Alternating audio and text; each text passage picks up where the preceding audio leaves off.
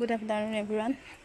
যিহেতু আজি 6-7 মাহমানৰ কষ্টৰ অন্তত আজি ফেচবুকৰ পৰা মনিটাইজেশ্যনটো পাবলৈ সক্ষম হৈছোঁ।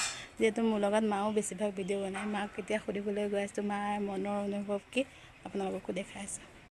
আছিলে মায়ে একদম পূৰা কাপোৰ চিলাই আছে। মাক এতিয়া ক'ম, অঁ মা ফেচবুকত মনিটাইজেশ্যন হৈ গ'ল নহয়। হয় নেকি?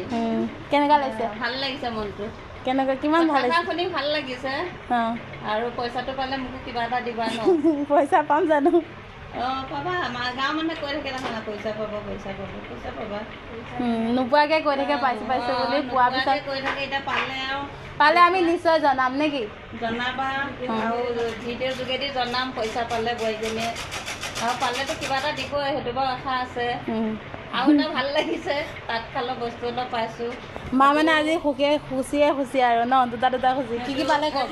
অফিচৰ পৰা দিছে মানে হেৰি যঁতৰ এটা দিছে, ৰাচ এখন দিছে, ববিন দিছে, তাৰপিছতে মাকুটো দিছে।